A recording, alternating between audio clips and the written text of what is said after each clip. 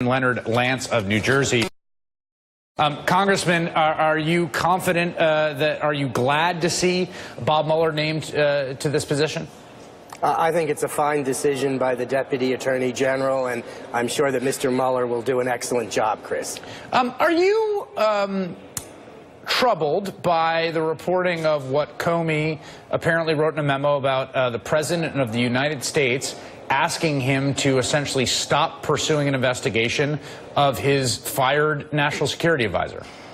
That's why I think we need to have Director Comey come to Capitol Hill as soon as possible with open testimony, and I'm certainly willing to listen to that testimony, and obviously the American people deserve the testimony of Director Comey. If that were true, would that be obstruction of justice to your mind?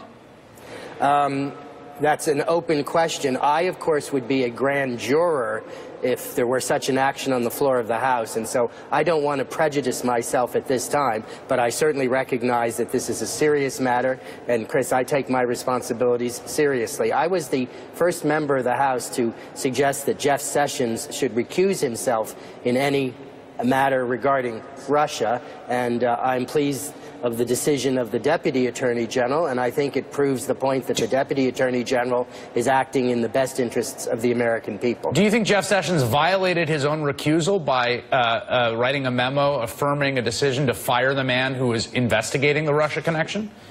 I think that's possible, but that's why I think it was so important that this decision, the special counsel decision, be made. So you think it is possible that Jeff Sessions violated his own recusal in taking that action?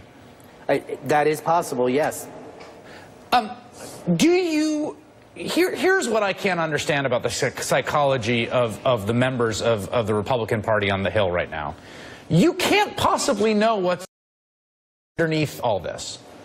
And it just seems like the downside exposure you all have is tremendous. It's almost boundless, unless you're 1,000% confident that nothing more is going to come out. Are you 1,000% confident nothing more is going to come out?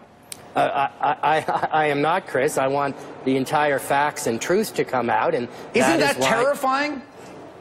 No, I don't think the truth is ever terrifying, and I think that we should get to the bottom of the whole situation, and that is why I think that this was an appropriate move by the Deputy Attorney General today. I also have confidence in the two intelligence committees, and of course you've just had Senator Wyden, who is on the Intelligence Committee in the Senate, and I think that they are going about their work appropriately and in a bipartisan capacity. There's a lot of talk on Capitol Hill from Republicans that we got to put this aside so we can get back to the health care bill, that we can get back to tax reform.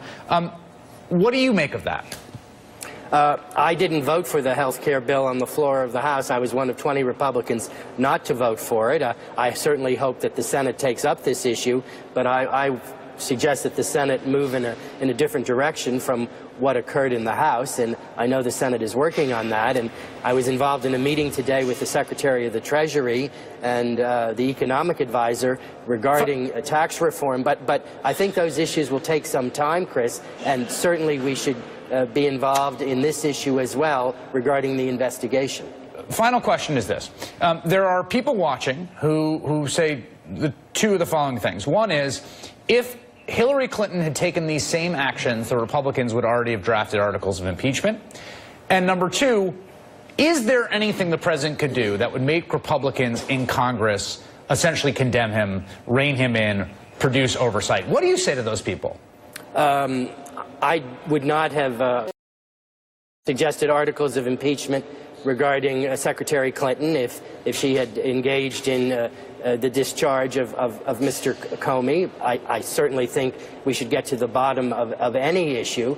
And then regarding the president, I support him when I agree with him, and I do not support him when I disagree with him, as, for example, I did on the health care legislation. Can you imagine, though, that's a sort of substantive agreement on a piece of policy, a vote here or there. I think there's a more profound institutional and constitutional question, which is people are concerned that Congress provide the constitutional check on the president that may be necessary. And my question to you is, are you willing to do that? Certainly, I am willing to be a check and balance on either of the other branches of government, including the executive branch, and let the facts determine the future in that regard, Chris. All right, Congressman Leonard Lance, thank you for making time. Thank you.